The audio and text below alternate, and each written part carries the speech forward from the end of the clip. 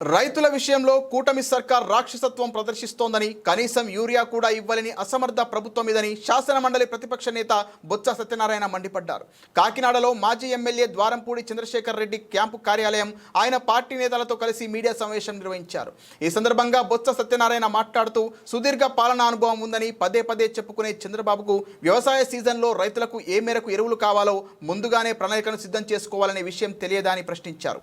కూటమి ప్రభుత్వ రైతు వ్యతిరేక విధానాలకు నిరసనగా యూరియా కొరత, పంటలకు మద్దతు ధరలపై అన్ని ఆర్టీఓ కార్యాలయాల వద్ద ఆందోళన నిర్వహించి డిమాండ్ పత్రాలను సమర్పిస్తున్నట్లు తెలిపారు.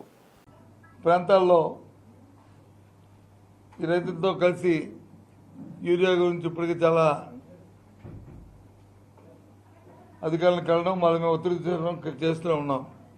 అయినప్పుడు కామన్గా రాష్ట్రం అంతా కూడా రేపు 9వ తేదీ నాడు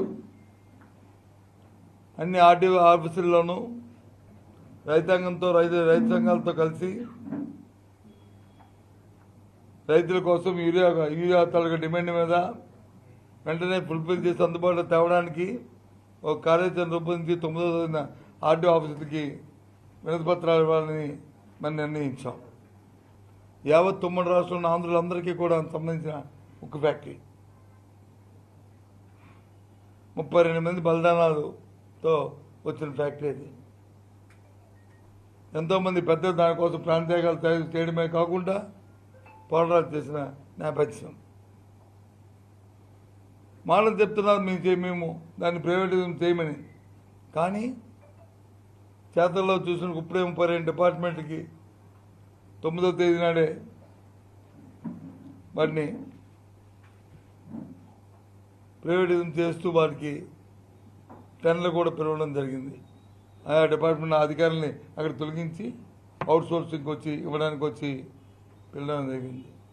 ఈ రకంగా పోయి ఆ తర్వాత మొత్తం వాళ్ళు ఏదైతే నిర్ణయం తీసుకున్నారో ఆ క్యాబినెట్ నిర్ణయం ప్రకారం దాన్ని 100% డిస్ట్రిబ్యూషన్ చేయడానికి మరి దిశగా ఈ కార్యాచరణ జరుగుతుంది. మా తాలూకా అభిప్రాయం. అందుకే పెద్ద ఎత్తున ఉద్యమం చేయాలని ఆలోచన చేస్తాం. ఒక కార్యాచరణ రూపొందిస్తున్నాం.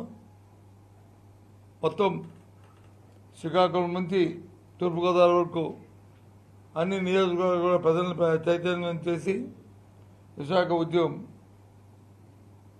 ప్రైవేటిజం కోసం ప్రభుత్వ రంగ సంస్థగా ఉండడానికి త్వరలోనే ఆ కార్యాచరణ కూడా చేపట్టబోతున్నామని మీ ద్వారా ఈ ప్రాంత ప్రధానికి తెలియజేస్తాం. ఈ రాష్ట్రంలో కూటమిలో ఉన్న ముఖ్యమంత్రి గారు, ఉప ముఖ్యమంత్రి గారు అందరూ విశాఖపట్నంలో ఉన్నారు. కనీసం ఒక మాట దాని గురించి మాట్లాడరండి. వాళ్ళకి బాధ్యత లేదండి. ఎన్నికల ముందు వచ్చి పెద్ద పెద్ద మాటలు మాట్లాడారు. 20 మంది ఎంపీలు ఉన్నారు. మీరు అసలు ఉప్పు కారం తింటున్నారా?